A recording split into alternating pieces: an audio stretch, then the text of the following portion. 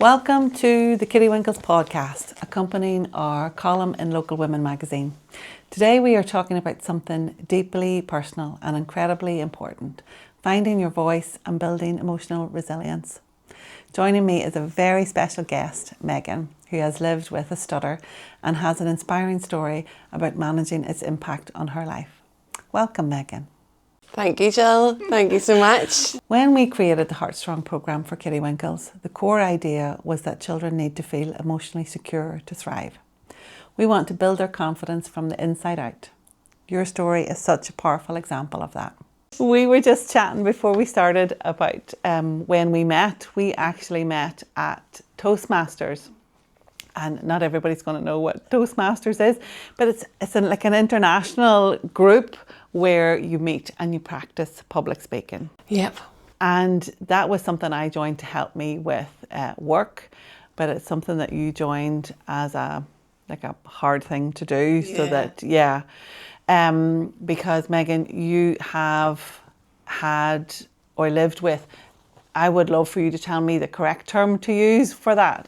But how I would refer to it is that you've lived with a stutter and that's something that you've managed. Is that the correct way to reference it? Yeah. But what I found so amazing about you, Megan, is that you found so many ways to put yourself in an uncomfortable position so that you could grow, and that didn't stop you from doing anything.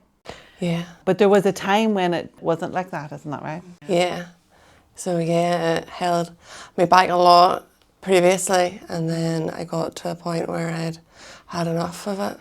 Yeah. And you were just like... that was me then.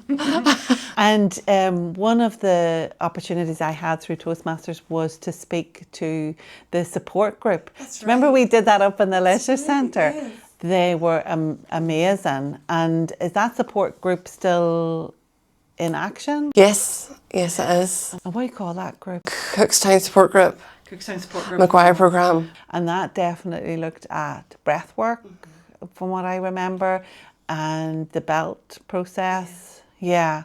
So was that your first step at finding support, and then you went to Toastmasters? So I had speech therapy as a child for years and years, but it didn't work for me, so it didn't. So the McGuire Programme was the first thing really that helped. That you were like, oh, okay, we're making progress. Mm-hmm. Yeah, it was really impressive, the work that they were doing in that group. Yeah. Oh, I'm delighted to hear that that's still up and going. Oh, that's fantastic.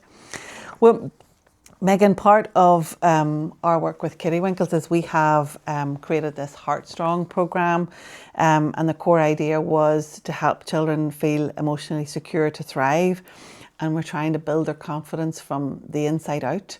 And I mean, definitely I think of you when I think of that, where you had to build up that confidence. You had to actively say, no, I need to create this, because it didn't come naturally in childhood. And when you think back to when you were a child, I mean, what did that feel like, that perspective?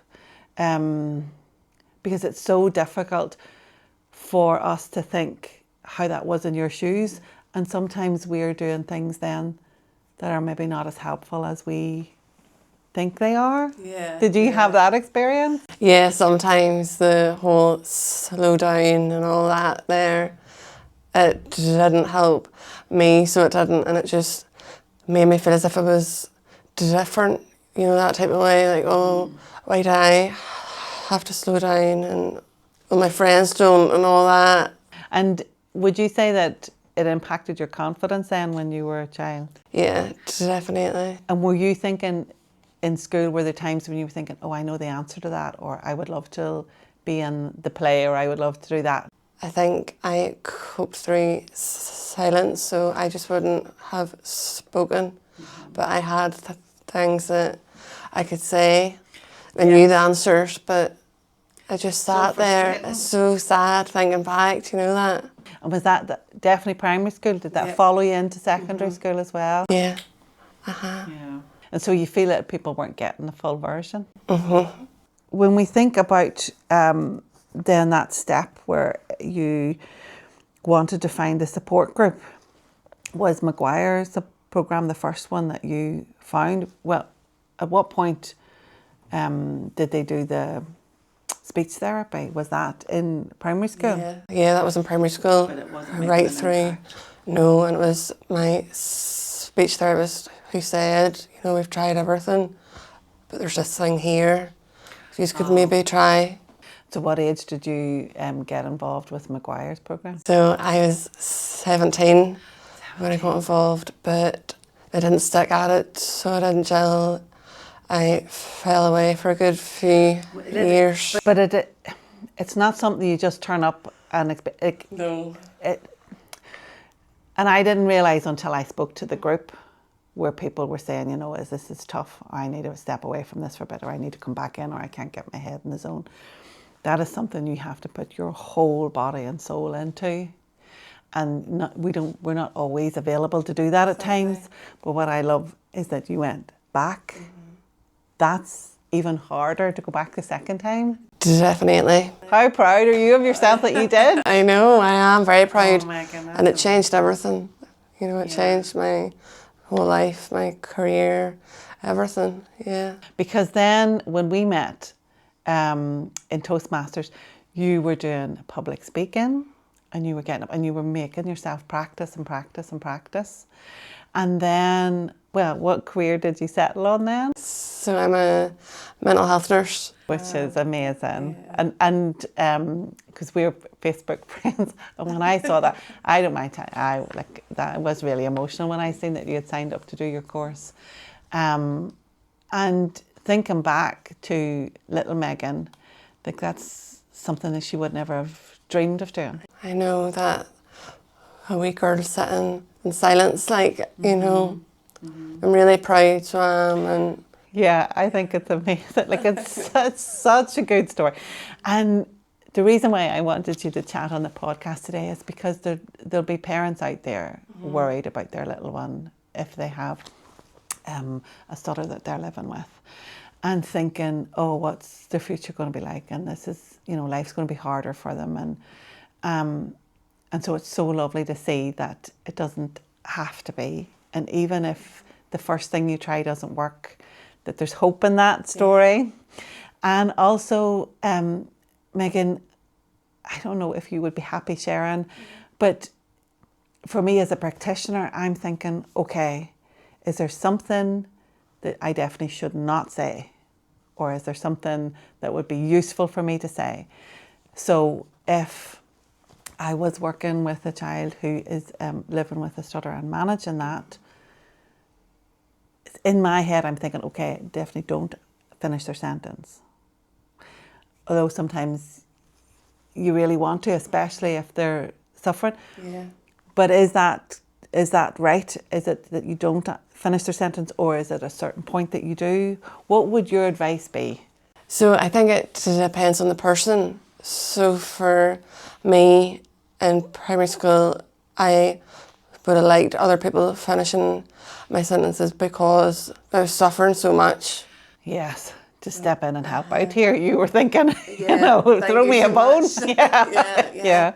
But everybody is different. Like there are some people that won't like that, you know. But now, I wouldn't like someone finishing my sentences. So it just depends.